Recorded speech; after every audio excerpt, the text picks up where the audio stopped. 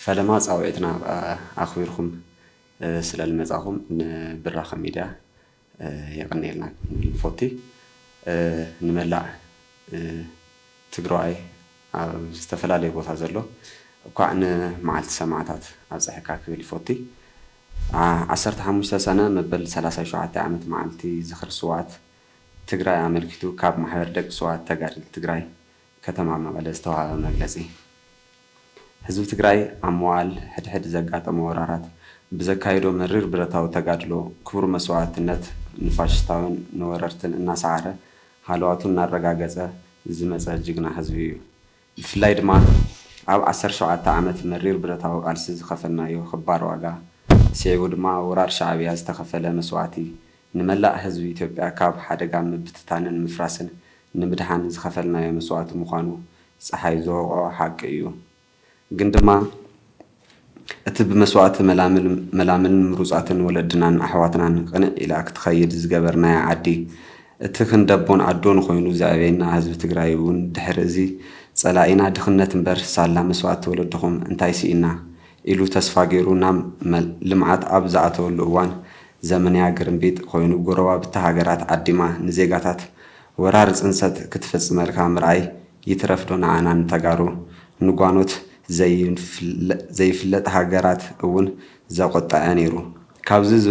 ዝብገስ ድማ ከም ደቂ ሰዋት ተጋደልቲ ትግራይ ወለድና ተሰውዮም ዘጽንሕዋ ዓድን ህዝብን ማዕለያ ዘይብሉ ጄኖሳይዳዊ ወራርና ተፈጸመሉ እናራና ክንዕገስ ስለ ዘይንኽእል ዝኾነ ወፃእን ባርነትን ንዘይምቕባል መትከል ጀጋኑ ኣያታትና ብምስዓብ ኣብዚ መኸተ ንህላዊ ህዝቢ ትግራይ ክብር መስዋዕቲ ከፊልና ኢና ኣብ ከምዚ ዝበለ መዋዕል ምእንተ ሃለዋትን ክብርን ህዝቢ ትግራይ ደጋጊምካ ብጅግንነት ምስዋዕ ካብ ጀጋኑ ወለድና ዝረኸብናዮ ለጋሲ ክሳብ ዝኾነ ኣብዚ ዕለት 15 ሰነ ምእንተ ሃለዋትን ድሕንነትን ትግራይ ንዝተሰውኡ ጀጋኑና እንትንዝክር ሎሚ ይኹን ጽባሕ ኣንጻር ህላወና ሉዓላውነትናን ትግራይ ንዝወፍሩ ጸላእትና ብቓልስን ጽንዓትን እናመከትና ታሪክ መንነትን ትግራይ ተዓቂቡ ክኸድ ብፍሉይ ድማ ኣብዚ ዓመት ኣብ መላእ ዓለም ዘሎ ትግራይ ሕድሪ ስዋዕትና ንምሓስ ሉዓላውነትና ብዝብል መሪሕ ሓሳብ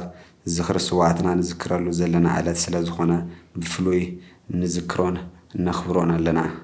እዚ ጥራሕ ኣይኮነን ከም ደቂ ስዋዕት ተጋድልቲ ትግራይ ከተማ መቐለ ኣብ ከተማ መቐለ ብጽላል ማሕበረሰብ ምዕራብ ይኣክል 50 ዓመት ኣብ ኬንዳ ኣይንኸርምን ብዝብል መሪሕ ቃል ኣብ ዝተዳለወ ዓለም ለኻዊ ሰልፊ ካብ ዕለት 11 ሰነ 2017 ክሳብ 13 ሰነ 2017 ዓመተ ምህረት ኣብ ጎደናታት ከተማ መቐለ ምስ ህዝብናን ማሕበረሰብ ምዕራብ ሰልፍና ካየድና ዝቐነና እንትንኸውን ካብቲ ደማዊ ብረታዊ ቃልሲ ወፂና ናብ ሰላማዊ ፖለቲካዊ ቃልሲ ተሰጋጊርና ኩሉ ማሕበረሰብ ዓለም ዝፈልጦ ውዕሊ ፕሪቶርያ ከም ዝተፈራረምና ይፍለጥ እዩ ይኹን ዳ እምበር ብዝተፈላለዩ ኣመኽንዮታት ክሳብ ሕዚ ውዕሊ ፕሪቶርያ ኣይተተግበረን ጥራሕ እንተይኮነስ ዝተረሰዐ ውዕሊ ኮይኑ ኣሎ ስለዚ መንግስቲ ኢትዮጵያ ብስምምዕ ፕሪቶርያ መሰረት ተመዛበልቲ ወገናትና ውሑዝ ብዝኾነ መንገዲ ናብ ማሙቕ መረበቶም ክምለሱ ኣይከኣሉን ዜጋታትና ብሰላሕታዊ ኩናት መዓልታዊ እናሞቱ ፀማም እዝኒ ተዋሂቡና ኣሎ መንነትና ይጠፍእ እዩ ዘሎ ብሓይሊ ዝተጎበጠ መሬትና ክሳብ ሕዚ ኣብ ኢድ ፀላእ እዩ ዘሎ